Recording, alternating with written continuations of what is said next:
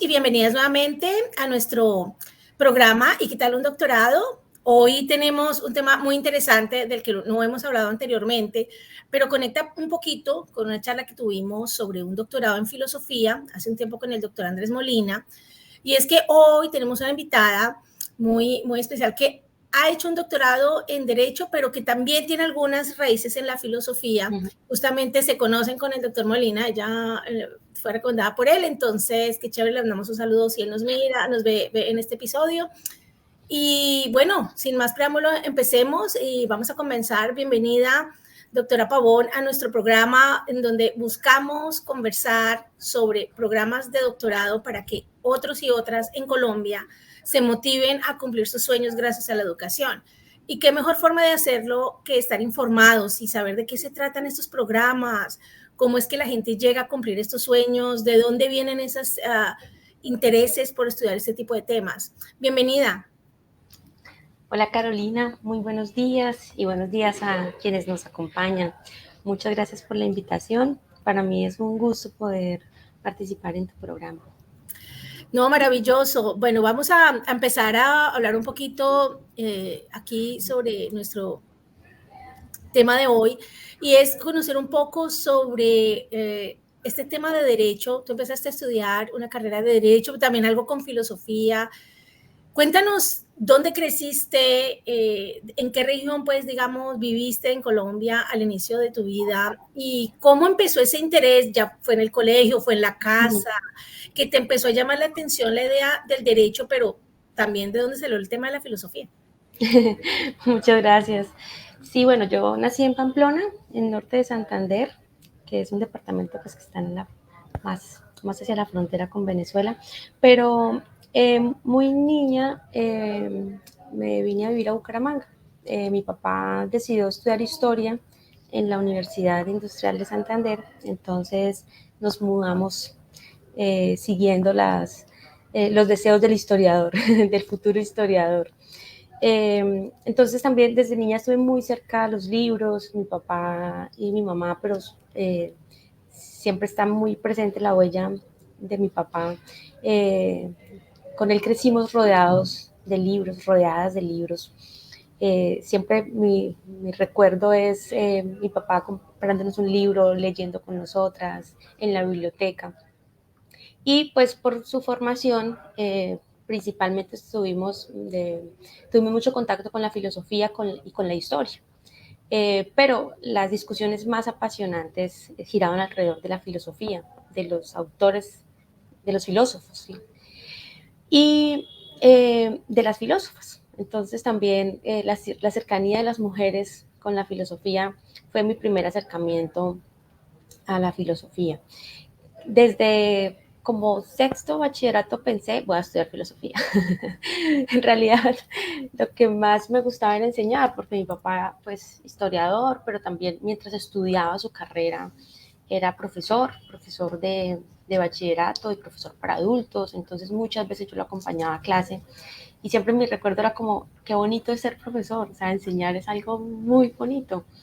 Entonces, cuando ya empecé el curso de noveno, eh, ya teníamos la Constitución del 91, el estatus de derechos para jóvenes y para adolescentes en las instituciones escolares era distinto. La Constitución del 91 pues amplió una carta de derechos muy significativa para lo que significa la configuración de la personalidad. Pero yo veía que en mi colegio nada de eso pasó, que en mi colegio todavía se exigía el cumplimiento de algunas reglas que estaban relacionadas con la apariencia personal, como la prohibición de accesorios o ciertos cortes de cabello, y tenían un modelo que todavía era muy punitivo, muy sancionador. Entonces, cada vez que alguien cometía una falta de estas, pues la sanción era suspenderlo de algunas actividades académicas o recreativas. Y entonces empezó como un malestar por esto no es correcto, esto no está bien. Y entonces con otras amigas del colegio y amigos, pues también empezamos como una suerte de liderazgo estudiantil por esto debe cambiar. Entonces ahí empecé a pensar en el derecho como una posibilidad para llevar también discusiones filosóficas como las discusiones sobre la libertad, la autonomía, la libre disposición de nuestros cuerpos al ámbito de la vida cotidiana. Y pensaba, bueno, pues el derecho podría ser una forma también de combinar esto que me gusta, que es la filosofía, con una forma de vindicar derechos. En ese momento, cuando yo consulté los programas de pregrado, en la UIS se ofrecía derecho. Entonces yo dije, bueno, pues sí, derecho. Posteriormente, de manera muy cerca al inicio de mi carrera, se abrió el programa de filosofía. Era un programa nuevo en la región, tenía una finalidad y era que los estudiantes de filosofía no estudiaran solo filosofía, que también estudiaran otras disciplinas. Entonces estaba pensado para hacerlo simultáneamente con otras carreras. Y en primer semestre pues conocí a un amigo con el que todavía somos entrañables y colegas y cómplices académicos, y él empezó a estudiar filosofía y derecho. Entonces yo empecé a acompañarlo a algunas de sus clases y ya en segundo semestre empecé a estudiar también filosofía. Entonces ahí fue como combiné mis dos amores y simultáneamente hice los dos programas de pregrado en la UIS. Bueno, entonces, bueno, para quienes no conocen la UIS, porque digamos ya uno está familiarizado, es la Universidad Industrial de Santander, Uh-huh. y que además cuando uno escucha la Universidad Industrial, y yo que conozco a Sí. algunas personas de allá, mucha gente dice, no, de pronto es solo dan ingenierías, Sí. solo es para la industria, pero no, bueno, primero informémonos que hay varias carreras en las universidades y no creemos pues como esta prevención o estos creemos paradigmas, no, es que como solo es industrial. Bueno, me surgen varias preguntas de esta primera parte que nos conversas, muy interesante, porque cuando escuchábamos al doctor Molina hablar sobre su idea de la filosofía también, y él venía de estudiar Derecho y se encarretó con la filosofía. Tú como que también venías de estas dos ramas, y algo que me llama la atención, lo que tú dices es, la filosofía la crearon en el programa como con este enfoque de Sí. idealmente vaya acompañado de otro programa. Mi pregunta es, ¿tú recomendarías que para quien quiera estudiar filosofía no la vea como una carrera separada o aislada, pura?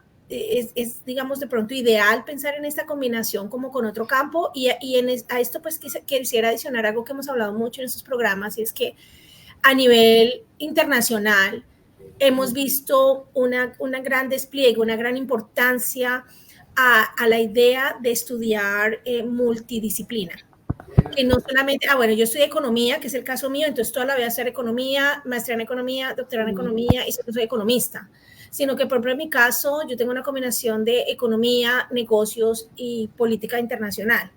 Entonces, no necesariamente porque seamos un tema, eso nos tiene que encasillar, pero podemos verlo como una combinación. Me gustaría escuchar tu perspectiva sobre estas ideas.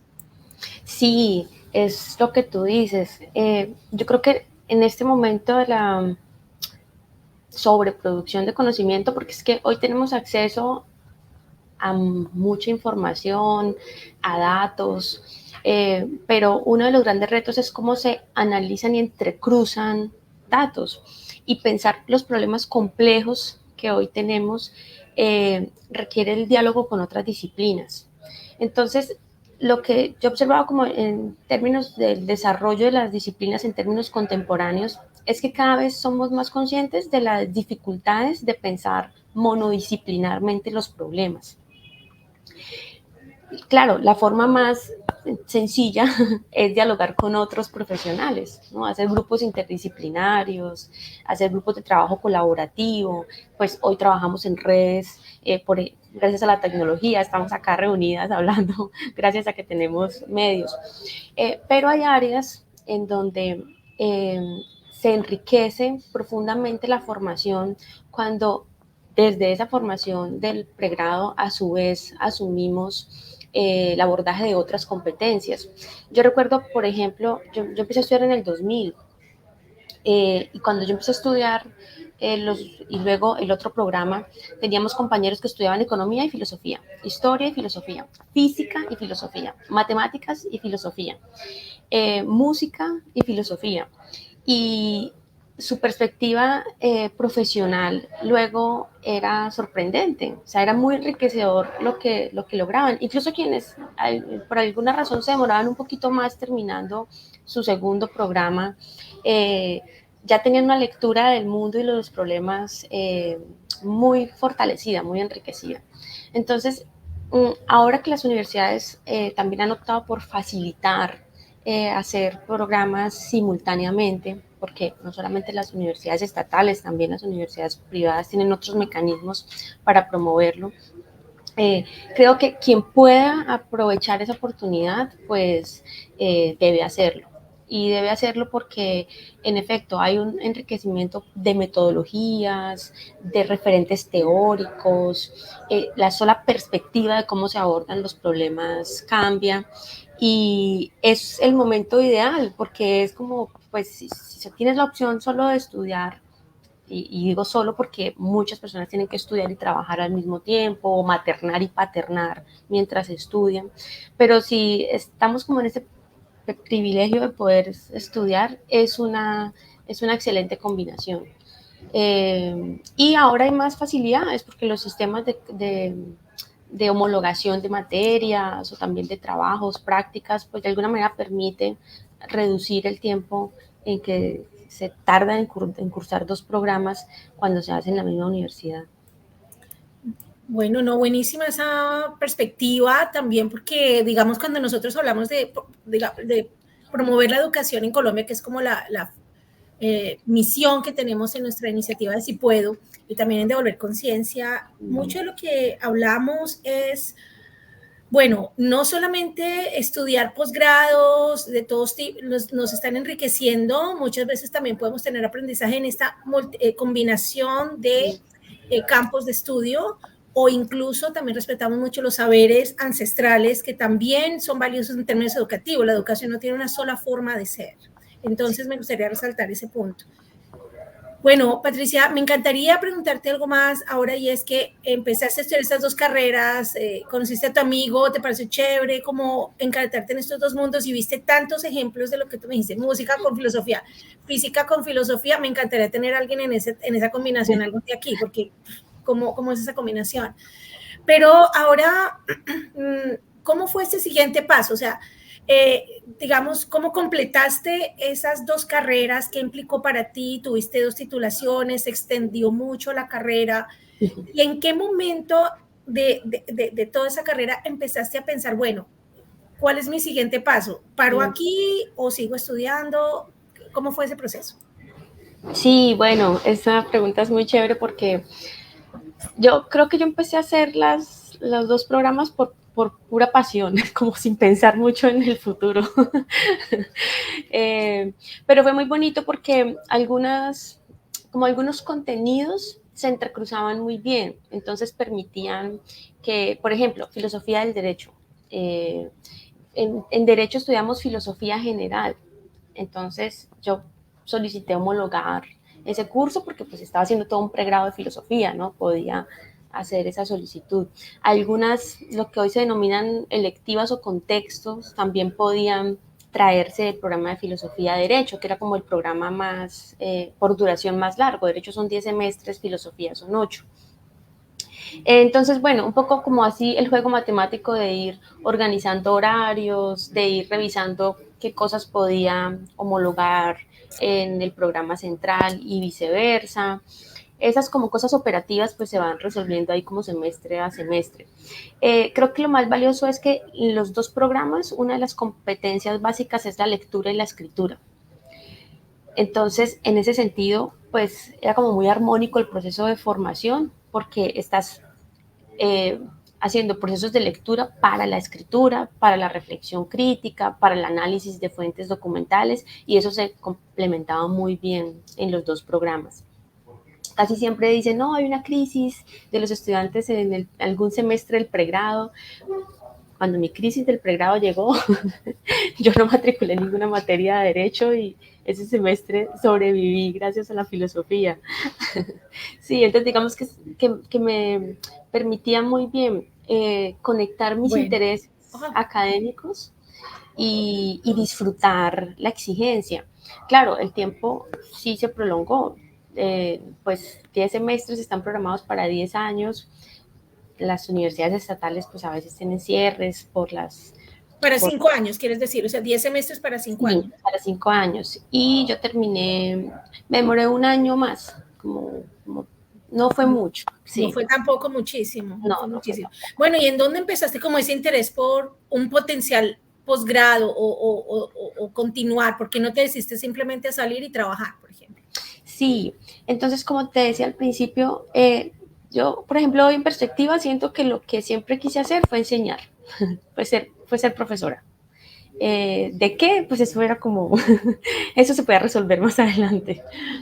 Entonces, en efecto, cuando yo primero me gradué de Derecho, eh, yo pensé, bueno, yo no quiero, el derecho es muy rico porque hay muchas áreas del ejercicio profesional. Entonces, generalmente las personas dicen, los abogados litigan, demandan y contestan demandas.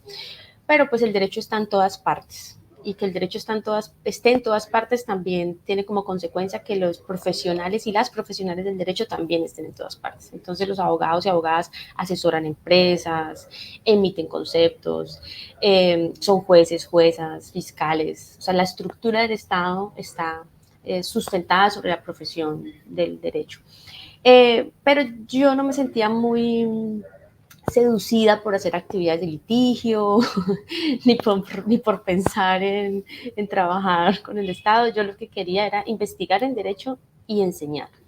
Entonces mi primera decisión fue, si yo quiero enseñar, pues tengo que hacer un posgrado en pedagogía.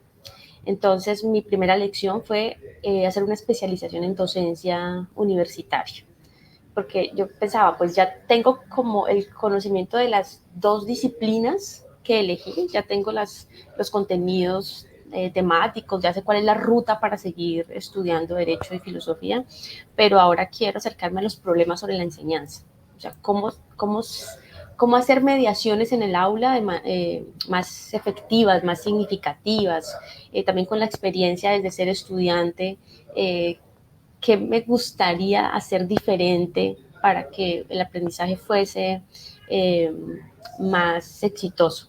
Entonces, mi primera elección fue hacer un posgrado, una especialización en docencia universitaria. Y cuando empecé a hacer la especialización en docencia universitaria, conseguí mi primer trabajo.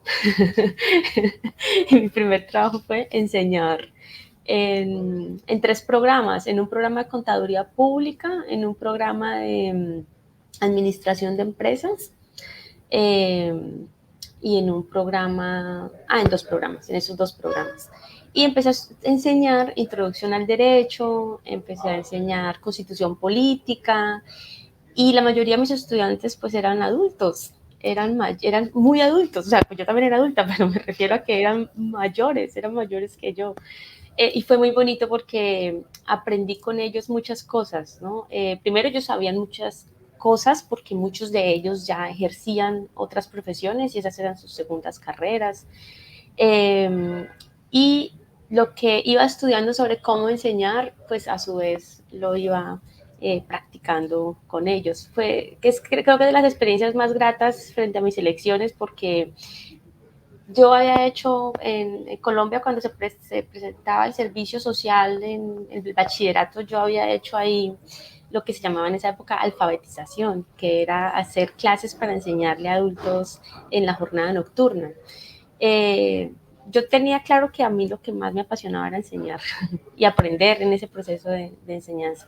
Entonces fue como la segunda experiencia y creo que pues que esa lección marcó también lo que seguía en mi ejercicio profesional, porque fue reafirmar que en efecto yo me quería dedicar a eso, a Me pensar. parece, te quiero interrumpir ahí porque, bueno, para resaltar, valiosísimo, yo comparto tu pasión por la enseñanza, también yo enseño, me encanta, y creo que lo que tú mencionas de partir de lo que el estudiante quisiera tener, de lo que si tú fueras estudiante te soñarías tener, creo que es algo de lo más bonito que he escuchado en este programa, porque no es algo frecuente que escuches entre tus profesores, ¿cierto? Cuando hemos sido estudiantes uno decía, ¿será que este profesor o profesora sí entiende lo que a mí me serviría? Sí, como que a veces partir de ahí es muy bonito. Y yo, por ejemplo, nunca he estudiado pedagogía, pero me parece muy valioso lo que tú dices. No, es que yo quiero ser una profesora, pero no cualquiera. Quiero saber cómo hacer mi trabajo. Entonces, mira que el tema de la pedagogía también es un camino que adiciona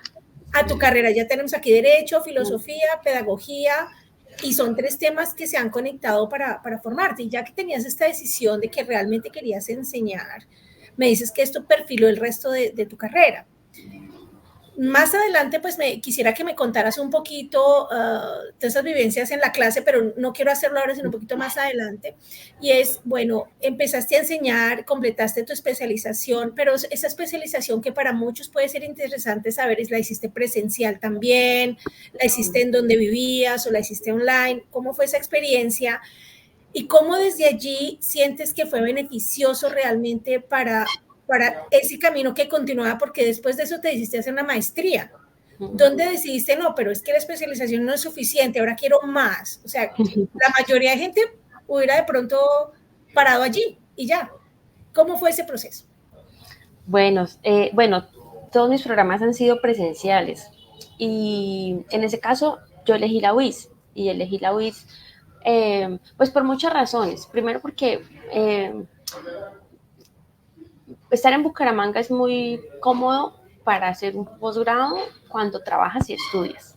Sí, o sea, se evita todo el tema del desplazamiento, de los gastos adicionales, cubriendo hospedajes. Entonces, digamos que esa era como una decisión práctica. Lo segundo, porque definitivamente amo mi universidad y ese enamoramiento no se ha ido, entonces yo confiaba profundamente en los programas de la UIS. En ese momento se ofrecían diplomados, pero yo sentía que un diplomado era como un curso chiquito, que en ese momento, si mi proyección iba a ser para formarme en docencia universitaria, pues la mejor elección era la especialización. Pero claro, cuando ya me iba acercando al fin de la especialización, inmediatamente yo dije, no, pues es que bueno, esto era para la enseñanza, pero hay que seguir con la investigación, porque yo no concibo la enseñanza sin investigación, o sea, hay una relación que hay que nutrir, porque cuando se investiga, el momento en el aula es distinto. Siempre, la investigación nos obliga a estar siempre en consulta de fuentes, en reformulación de preguntas, entonces eso permite que las clases no sean estáticas. Hay muchas áreas en donde uno puede decir, bueno, pues sí, llevo 10 años enseñando lo mismo, no sé, yo no creo que eso pueda suceder. Entonces, la lección de la maestría fue también una lección, ahora pensando en la investigación, pensando en cómo mejorar el acceso a las fuentes documentales para mejorar la formulación de preguntas y para ampliar entonces esa idea de proceso cognitivo de, bueno, aprender a aprender para enseñar, pero ahora aprender a aprender para investigar, para generar conocimiento nuevo. Y nuevamente ahí la lección fue, pues opté por la UIS porque este programa de maestría tenía un componente que a mí me parecía muy valioso y era pensar en problemas de la región. Y es que casi siempre los programas de posgrados, pues en ese momento estaban en Bogotá. Entonces yo pensaba como, bueno, sí, los programas en Bogotá están muy bien, pero me interesa un programa en donde yo pueda pensar problemas del territorio, en donde yo pueda construir procesos de investigación orientados a dialogar con lo que dicen los jueces en esta ciudad. Siempre miramos como lo que dicen los jueces de las altas cortes que están en el centro, en la capital, pero como decían los jueces en nuestro territorio, que son los jueces que de manera cotidiana reciben la mayoría de los casos. Y la maestría tenía un poco ese enfoque de hacer interpretación, hermenéutica jurídica, con el ojo puesto en la investigación en justicia y administración de justicia en la región. Entonces, por eso opté por la maestría y por la maestría también en la universidad. reconociendo que ese era un interés que también tenía. Yo nunca pensé, por ejemplo, irme de Bucaramanga. Siempre pensé, pues, todos se van, y si todos se van, entonces, ¿quiénes ¿Quién vamos a sabe quedar volver? aquí? Claro. Sí. No, bueno, muy interesante lo que entonces esos pasos como que vas construyendo. Es una conversación muy, muy racional, muy entendiendo casi el fin, ¿no? Yo quiero ser esta profesora experta en mi tema, me encanta el tema de enseñanza, pero también lo que tú dices, ves la enseñanza como una forma más de aprender a su vez, es como un círculo que se va, digamos, como llenando a sí mismo, como que un círculo lleno, de crecimiento personal, intelectual.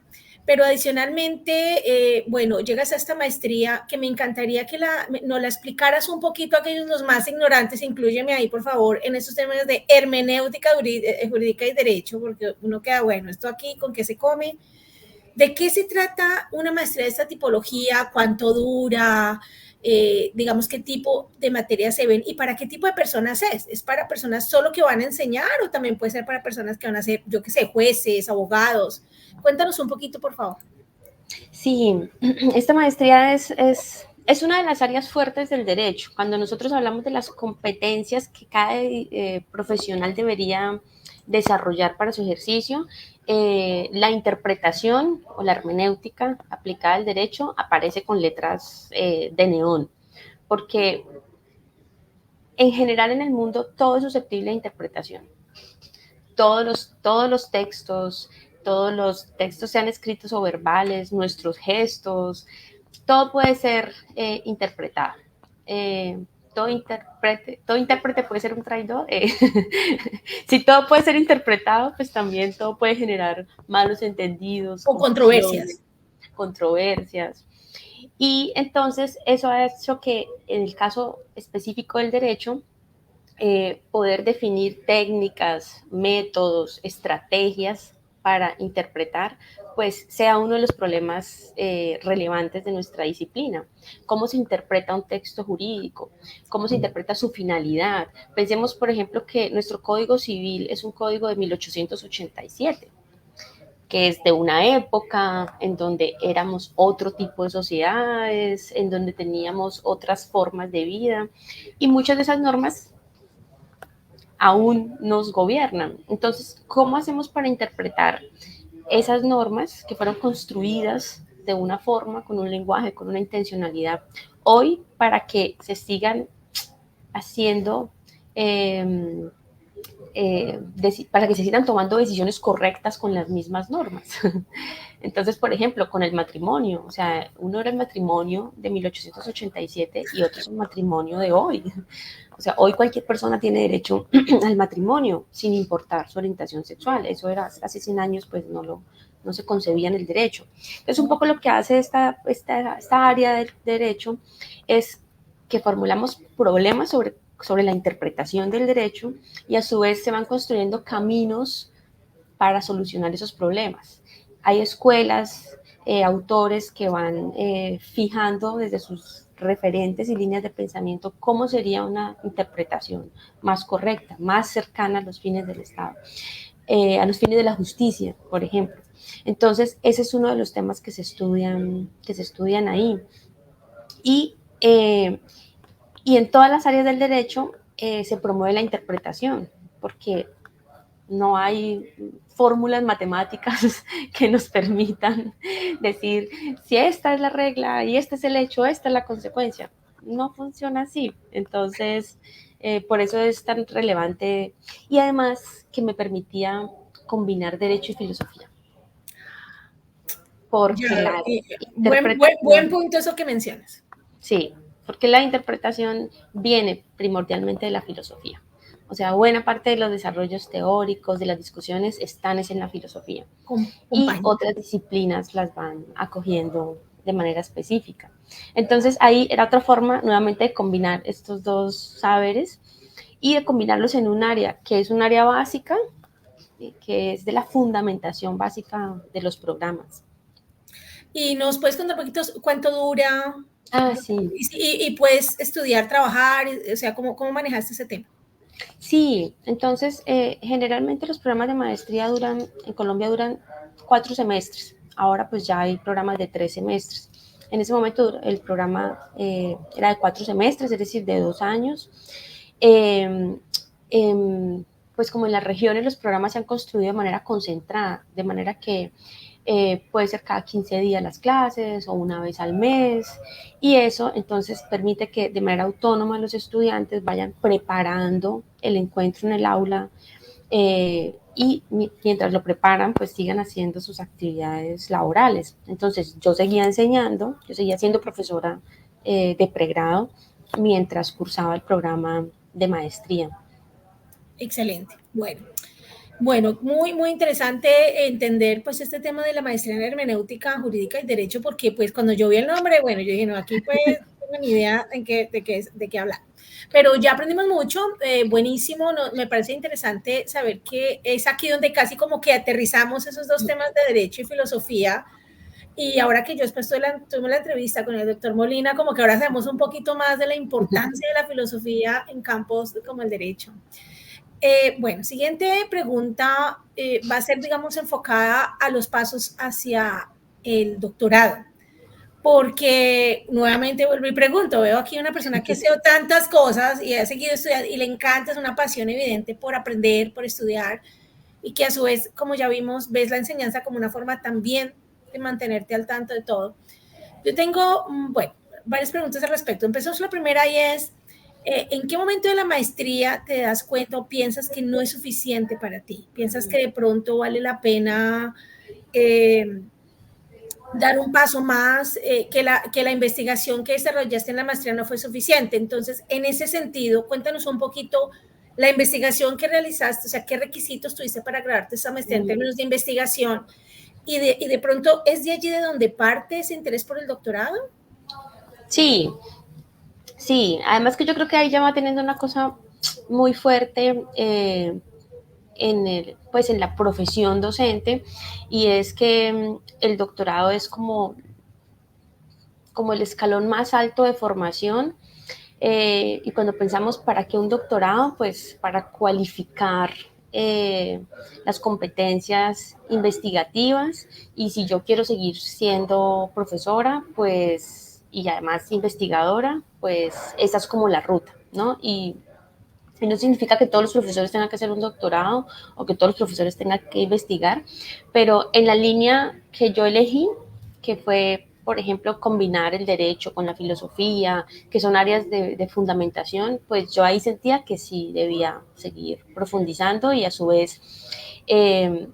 a su vez mejorando las competencias para la investigación. Yo opté por investigar en la maestría acerca de cómo los jueces del Tribunal Superior de Distrito Judicial de Bucaramanga, que son los jueces de más alta jerarquía en asuntos civiles, laborales y de familia, decidían casos de fuero laboral de maternidad. Es decir, cuando las mujeres están embarazadas, tienen una protección laboral reforzada, que hace que los empleadores, para poder terminar esos contratos, deban solicitar un permiso especial al Estado. Pero no siempre se cumple esa medida, porque hay desequilibrios, hay brechas, hay expectativas, hay prejuicios sobre la maternidad, o sea, como si estar embarazada es una enfermedad, o en algunos casos, porque si las mujeres embarazadas entonces son menos eficientes, menos productivas, y bueno, todavía subsisten muchos imaginarios alrededor de este tema. Entonces, cuando no se cumple con esa estabilidad reforzada, pues las mujeres tenían que ir ante el juez, y en este caso ante el juez de tutela, para reclamar sus derechos y buscar el reintegro al trabajo. En el ámbito de los tribunales nacionales, pues hay tesis muy estables sobre cómo se protegen esos derechos. Y yo quería investigar cómo lo estaban haciendo los jueces en Bucaramanga, de qué forma esos jueces lograban vincular esas decisiones nacionales que ya orientaban la forma en que debían protegerse los derechos de las mujeres, y hacer análisis del discurso frente a cómo lo hacían. Esa es una investigación que, digamos, hoy, yo digo, es una investigación sencilla. ¿En qué sentido sencilla? Porque estoy haciendo diálogo con los textos, con las fuentes documentales. Entonces, en ese imaginario viejo de los investigadores, pues sí, sola, leyendo jurisprudencia y analizando lo que dicen los jueces. Y yo pensaba como, eso está muy bien, pero yo necesito tener otras técnicas de investigación. Yo necesito ampliar mis instrumentos de recolección de información, subir como otro nivel de formulación de preguntas. Y ahí dije, tengo que hacer el doctorado, porque en el doctorado es que se cualifica en términos metodológicos y epistemológicos la forma en que se hace producción del conocimiento y el nivel de exigencia es mayor. Entonces, está bien que yo pueda hacer una evaluación de decisiones judiciales, pero hay que seguir un pasito adelante. Entonces, Y me imagino que prácticamente... muchos de tus profesores tenían doctorado en la maestría. Sí, sí, Entonces, sí, eso también te inspira. sí, sí. Y nosotros hicimos tesis, ahora las maestrías también incluyen otras modalidades, pero en ese momento nosotros, nuestro requisito de grado era una tesis, como un libro de unas 100 páginas en donde se pudiera Algo sencillo, de unas... algo sencillo, en donde se diera cuenta pues de los referentes teóricos, de la discusión normativa, se hicieran unas conclusiones alrededor del problema. Y ese abordaje también reafirmó muchos de los intereses que yo traía previamente, y era, por ejemplo, cómo algunos grupos sociales, pese a que el derecho dice que todos somos iguales ante la ley, pues están excluidos de la justicia o están excluidos de la garantía de los derechos, y entre esos, pues, mujeres, personas con orientaciones sexuales diversas, eh, personas que integran comunidades étnicas, siempre han sido como los castigados socialmente por no estar en lo normativo, en la mayoría, o por no estar en un lugar de poder en la esfera de lo público. Entonces también fue como el lugar en donde varias discusiones filosóficas sobre la justicia, sobre la forma en que se institucionalizan las acciones para eliminar brechas de discriminación, pues se fueron vinculando a mis intereses académicos. Wow, qué interesante. Y también me parece muy valioso resaltar algo que, pues bueno, aprovecho para preguntar también un poco, digamos, creo que esos pasos tan importantes que ha dado Colombia en términos de mayor inclusión, no estamos en el nivel óptimo, realmente no lo estamos, pero creo que ningún país lo está tampoco. Todos van en un camino, andando, y creo que lo que tú aportas en el salón de clase, porque también está en el lado político, quien va a ir a dar la lucha y pelea, pero estás educando a aquellos que probablemente van a hacer esa influencia, esos cambios que van a permitir que se nos traten a todos con el mismo respeto y se nos den a todas las mismas oportunidades. Bueno, aquí obviamente ojalá fuéramos aquí presidentes y vicepresidentes de la República hablando, pero bueno, algún día, quién quita. Pero somos electores. Podemos tomar decisiones en ese sentido. Sí. Gracias por ese aporte. Gracias. Siempre importantísimo. Reforcemos ese mensaje de votar y tomar las decisiones más apropiadas para nuestro país. Bueno, Patricia, continuando con el tema del doctorado en Derecho, que suena como tan interesante, y hay una duda que me queda mucho, y es que, como verás, en nuestro programa hemos hablado de muchos campos de estudio, doctorados, maestrías, y muchos de aquellas personas que entrevistamos tienen un gran interés por estudiar en el exterior y ver las cosas de otra perspectiva, etcétera. ¿Es esto posible en este campo cuando tú estabas saliendo a estudiar? Dije, bueno, lo mío es el doctorado, quiero seguir a hacerlo. ¿Cómo exploraste esas opciones? O, dado que estamos hablando de un tema de derecho tan aplicado al tema colombiano, porque es que el derecho es un tema absolutamente bueno, no sé si estoy aquí en lo correcto, disculpa, las fronteras son muy importantes para lo que estamos hablando, porque no puedo salir a estudiar derecho en Estados Unidos para aplicarlo aquí en Colombia, porque son temas totalmente diferentes. Entonces, cuéntanos un poco, bueno, me voy a dirigir hacia el derecho, pero ¿cómo tomaste esa decisión de a dónde ir y por qué sí o por qué no estudiar en el exterior? Sí, bueno, esa es una muy buena pregunta porque es la pregunta que te haces cuando estás pensando cómo vas a hacer tu formación doctoral. Y ahí hay muchos factores. Por ejemplo, yo hoy le digo a mis estudiantes, traten de irse. traten de buscar un doctorado afuera. Aprovechen las oportunidades de becas, mejoren sus competencias en otra lengua. El intercambio cultural es muy enriquecedor, pero también les digo, bueno, pero evalúen también un poquito qué es lo que quieren hacer al regreso, o sea, qué van a hacer. Y en mi caso, yo pensaba lo siguiente, y era, yo tenía pues una planta profesoral en una universidad privada, y estudiar afuera me generaba cierta incertidumbre frente al retorno.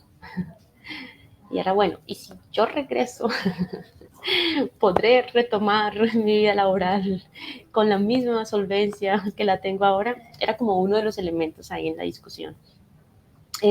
No estaba muy segura de que eso sucediera, ¿no? Pues es como saquemos la bola de cristal. Entonces, así como en la primera parte no pensaba mucho como en el futuro, ya en este punto estaba pensando Claro, en... ya es muy diferente uno cuando está en el pregrado, cuando no está en ese Sí, momento, porque, y gracias, discúlpame aquí interrumpirte un poco, y es que a veces cuando vamos a tomar estas decisiones no las tomamos y no se pueden tomar solo pensando en la carrera y lo mucho que me encanta el tema, sino en dónde estamos, nuestras familias, si tenemos sí. parejas, si no, si tenemos hijos, si no, o hijas, o digamos, tenemos un montón de situaciones alrededor humanas que también, digamos, influencian esta decisión. Sí, claro. Entonces, bueno, ese era como uno de los puntos, ¿no? Ahí.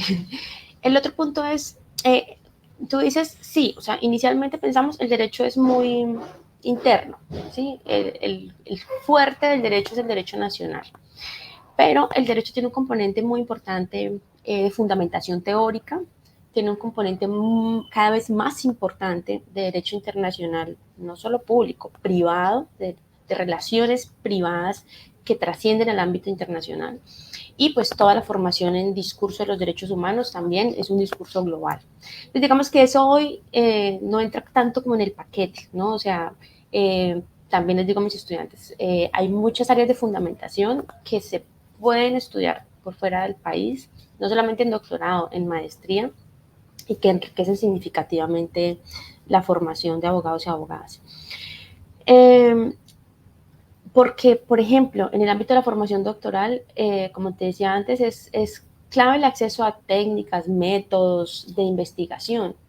El contenido, pues el investigador lo va llenando con sus intereses disciplinares, pero el aporte significativo es frente a cómo se investiga. Entonces, digamos que ahí es como que estar por fuera o estar dentro del país no tendría tanto peso para la toma de la decisión. Pero en su momento estaba pasando una cosa muy interesante en Colombia, y es que la historia de los doctorados en Derecho en Colombia tampoco es tan extensa. Entonces ya estaban surgiendo programas de doctorado en Colombia con propuestas muy interesantes. Yo revisé los que en ese momento existían. El ICETEX ofrece créditos para hacer formación doctoral. Ahora pues también hay becas de formación doctoral en Colombia que ofrece el Ministerio de Ciencia y Tecnología.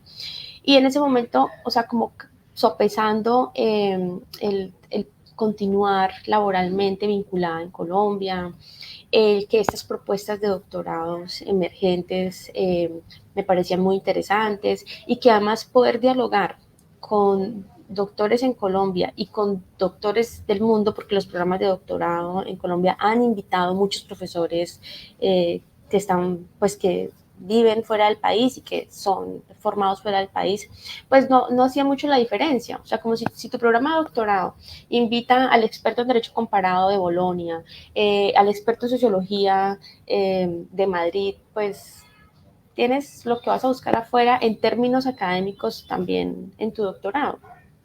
Y el doctorado que yo elegí, un curso de intercambio internacional. Entonces yo pensé, bueno, aquí está más o menos todo lo que yo quiero.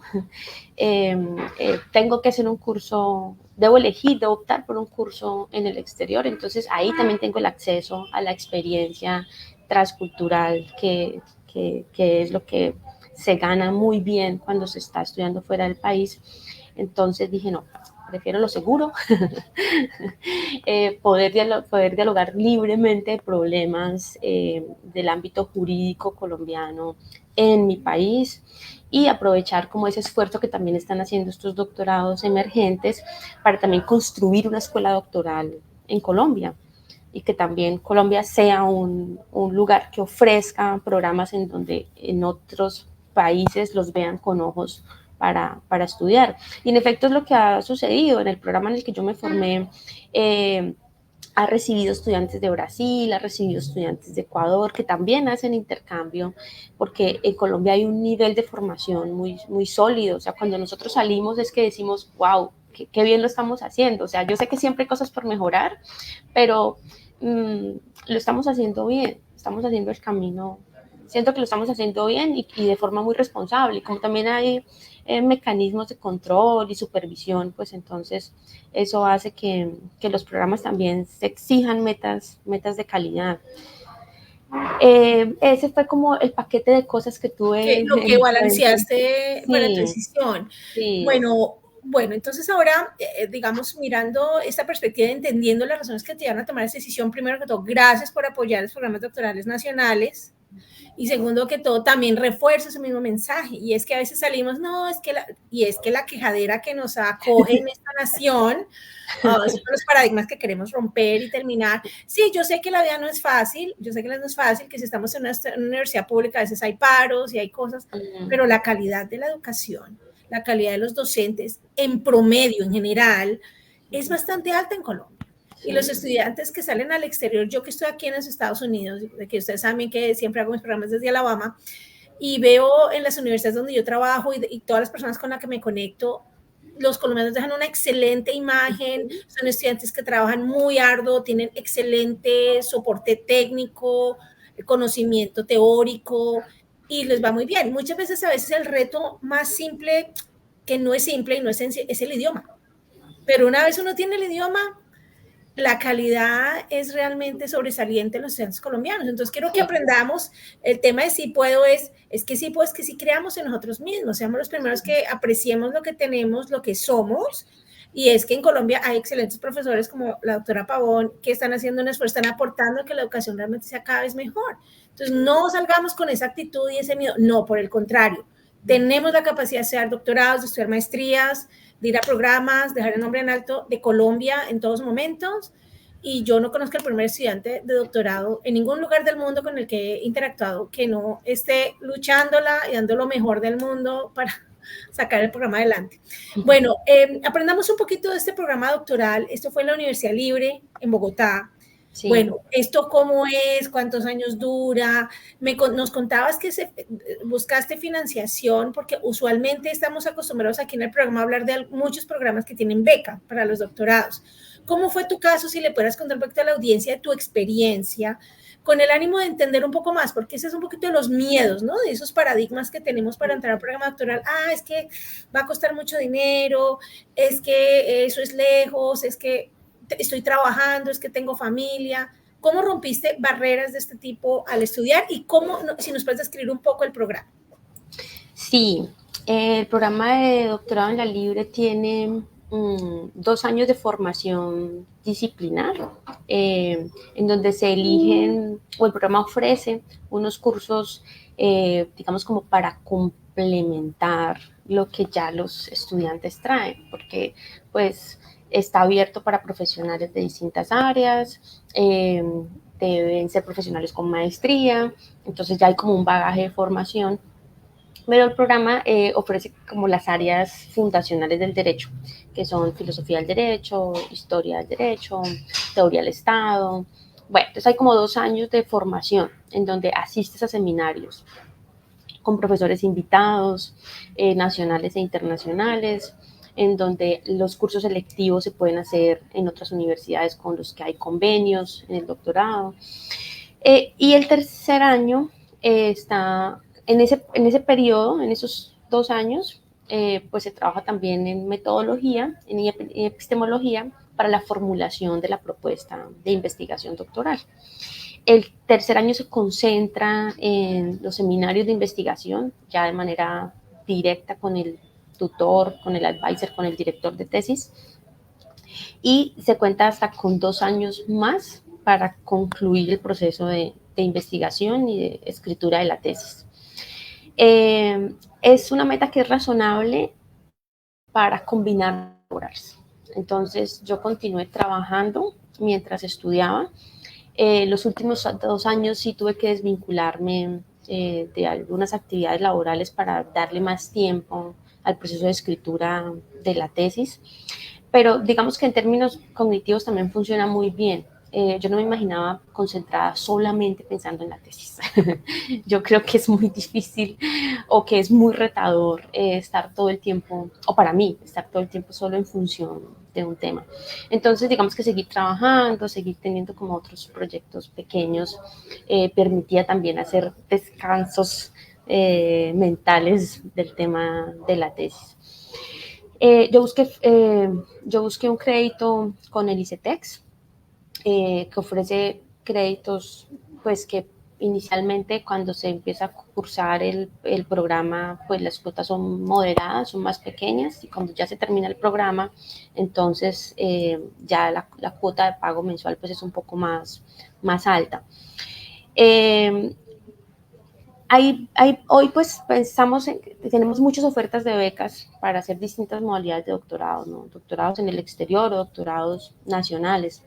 También hay becas para las mujeres, hay programas de becas destinados con enfoque de género, reconociendo esa brecha que hay, en donde aunque hay más mujeres con maestría, el reloj biológico, las obligaciones de cuidado y bueno, todo lo que hay alrededor de la discriminación de género hace que no siempre sea fácil para las mujeres acceder a la educación doctoral. Entonces ahí también hay becas con perspectiva de género. En ese momento para mí fue lo más sencillo el solicitar el crédito con el ICETEX, que es nuestra institución experta en prestarnos dinero para estudiar, por las formas y modalidades de pago.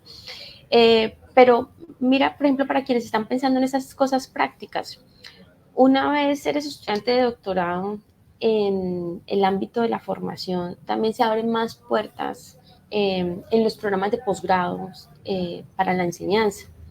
Entonces, yo terminé mi doctorado y fui profesora invitada en programas de maestría, fui profesora invitada en mi propio programa de doctorado, yo enseñé en mi programa de doctorado como egresado.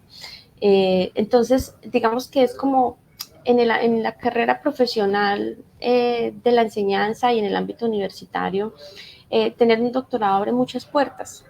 Hacer una buena formación doctoral y seguir investigando abre muchos espacios laborales.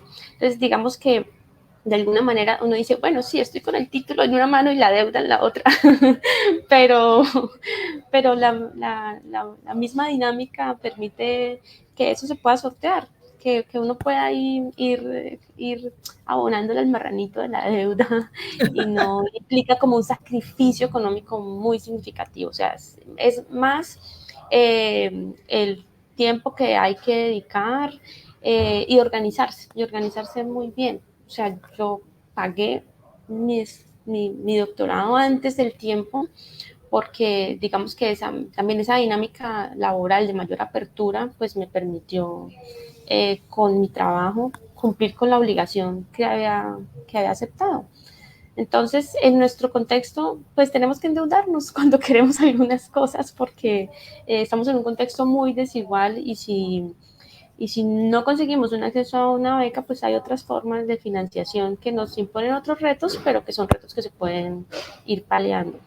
No, interesantísimo eso porque también habla de una inversión, es una inversión en nosotros y yo siempre le digo a todos y a todas, o sea, si solo estamos estudiando por el dinero que vamos a hacer, bueno, no sé si estamos en la ruta que es porque es nutrir nuestras mentes, es aportarle a los demás, a nuestros estudiantes, a nuestra comunidad, a nuestras familias, porque influenciamos al primo, a la hija, al sobrino, a los padres. En mi caso, por ejemplo, yo influencié a mi mamá estudió después Derecho, casualmente, cuando ella era grande y fue a la universidad, porque yo la pude apoyar económicamente. Entonces, estudiar es un aporte a todos los que nos rodean y nos permite crecer. Y también los que le aportan a la comunidad en general, como personas que están de pronto en el gobierno, personas que, o los que estamos aquí haciendo voluntariamente, dedicando este tiempo, como está la doctora Pavón y yo aquí en esta conversación que compartimos con todos y todas ustedes, para que si se animan a hacerlo, sepan que, ay, es que no me gané la beca. No, entonces hay otras opciones y hay que seguir haciéndolo porque no puede ser esa la limitación que nos impida cumplir los sueños. Entonces, esa es la educación. Dos preguntas, doctora Pau, antes de dejarla ir, porque sé que tiene clase ya rapidito. Una es, ¿cómo es esa tesis del doctorado? ¿Eso de qué se trata? ¿Es una publicación? ¿Es un libro? ¿Es un artículo? En fin. Y la otra pregunta es, digamos, hoy en día, ¿cuál es la actividad principal? ¿Cómo ha servido ese doctorado? Digamos, aparte de abrir estas puertas, volviendo a la UIS, volviste nuevamente. Una Sí. pregunta que no tampoco resolvemos es, ¿te tocó viajar constantemente a Bogotá o cómo fue? Sí, sí, yo viajaba 4 días al mes. Estaba en Bogotá miércoles, jueves, viernes y sábado. En esos primeros 2 años, en el tercer año ya disminuyeron un poquito los viajes, pero también viajaba porque muchas fuentes documentales o personas con las que quería dialogar sobre la tesis también estaban en Bogotá. Ahora pues todo ha cambiado, ¿no? Más rápidamente tenemos medios virtuales de diálogo, pero pues en ese momento todavía como que esa sensación de viajar y movilizarse era muy constante. Importante. Sí, exactamente. En efecto, en los doctorados en Derecho se construye una tesis, que es un texto, pues cada vez también pensamos en que no sea tan grande, pensamos más en los lectores, ¿no? Que puedan ser leídos. Mi tesis fue publicada como un libro, obtuvo una distinción, entonces se publicó como un libro, que es un libro abierto, que se puede consultar desde cualquier lugar del mundo. Yo investigué sobre interrupción voluntaria del embarazo y democracia consensual. Y justamente tener el doctorado me permitió concursar para ser profesora de planta en la UIS. Entonces, los concursos de docentes de planta en el país están cada vez más cualificados porque, pues, como ya hay doctores y doctoras en las distintas áreas, pues también el título que se exige es el de doctorado. Entonces,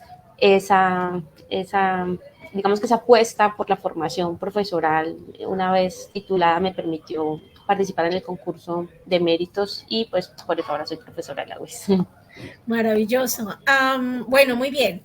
Para cerrar y digamos, bueno, te voy a pedir un favor, es que luego nos pasas el link del libro que está abierto para poderlo poner en los comentarios de este video para quien quiera leerlo y darle un chequeo a cómo se ve una tesis doctoral de esta tipología. Felicitaciones por haber publicado un libro, eso es maravilloso. Y bueno, para cerrar me gustaría saber, hoy en día ya tienes todo este camino recorrido, este doctorado, todos esos esfuerzos de estudio. ¿Qué te hubiera gustado escuchar cuando estabas, yo qué sé, al final del colegio o a principios de la universidad, cuando estabas tomando decisión del derecho y la filosofía y te has dado cuenta de todo lo que has podido cumplir y todos esos sueños y un poquito permeado por esa filosofía que has tenido de darle la oportunidad tanto a todas las personas, sin importar cómo se ven, de dónde vienen, su género? ¿Qué te hubiera gustado escuchar en ese momento que de pronto le serviría a aquellos que van a emprender este mismo camino? Disfruta el proceso. Yo creo que estamos a veces muy concentrados en los resultados, como ya tener el título en la mano, tener la mejor tesis, y eso a veces nos nubla un poco de todo lo que hay que hacer y de también poder disfrutar el camino. Y el camino tiene muchas cosas. O sea, ahora es como que, ay, contamos la parte chévere, pero en el camino pasaron muchas cosas que fueron no tan chéveres, que fueron un poco más dolorosas, que fueron más retadoras. Que ¿Nos no puedes sabíamos compartir una, por ejemplo, que fue un reto que recuerdas hoy? Wow, así como encima. Sí, una que yo creo que tiene que ver más con lo interno, ¿no? Que uno siempre tiene como una expectativa de qué es lo que quiero hacer y a veces hay que ir recortándole lo que uno quiere hacer, ¿no? Hay como que ir podando y es como, bueno, aceptar que eso pasa, que normalmente vamos teniendo que hacer ajustes, pero que eso también hace parte del proceso. Yo creo que si tuviéramos más clara la riqueza del proceso, podríamos olfatear más cada minuto y confiar en que el proceso nos va a llevar al lugar. Yo, por ejemplo, les digo a mis estudiantes, cada tesis es la mejor tesis que se pudo haber hecho, porque es la tesis que podías hacer en ese momento, con esas circunstancias, con esas dificultades, y la que hiciste es la mejor. Así, años después uno diga, oh no, qué terrible, qué vergüenza esa tesis. No, esa era la mejor tesis que podías haber hecho en ese momento. Y así funciona para todo, porque es la sumatoria de todas esas experiencias y que cada una fue valiosa e irrepetible. Y que solo por el hecho de haber trasegado ese camino ya valió la pena. No, buenísimo escuchar estas palabras tan sabias para nuestros futuros doctores en Derecho o en Filosofía o en campos afines, para que se animen a cumplir sus sueños. Muchísimas gracias, doctora Patricia, por estar aquí, acompañarnos, compartir tantas cosas. Nos hubiera encantado estar aquí un rato más, pero sabemos pues, que los estudiantes están allá en el salón esperando. Yo pues dejo la cuña y es que compartamos toda esta información con quienes pensemos que pueden seguir estos sueños. Hay tanto más por hablar, estoy seguro que aquí la doctora Pau no se va a enojar si alguien quiere contactarla y preguntar sobre estos programas. Pueden escribirnos, ya saben muy bien, a nuestro, seguirnos en nuestro Facebook o escribirnos en nuestro correo devolverconciencia@gmail. Voy a buscarlo por aquí si lo encuentro. Pero por ahora quiero dejarles la invitación a que entren a la página de Si Puedo, ahí les dejé el QR para que vean nuestros programas. También estamos en YouTube, en Si Puedo Colombia, para que nos sigan y vean estos programas, compártanlos, discutamos sobre estos temas. Si tienen alguien que quiera, un tema que quieran ver o alguien más a quien invitar, aquí lo recibimos con mucho cariño. Bueno, doctora Paula, la invito a que se despida de nuestra audiencia en este último momento y cerramos. Bueno, Carolina, muchísimas gracias por la invitación. Desde que escuché el programa del profesor Andrés, pues me pareció muy lindo tu programa, lo que haces, la iniciativa. Y bueno, un abrazo a quienes estuvieron escuchando y a quienes nos van a escuchar. Y pues no, reiterar que sí se puede, que hay que tener ganas.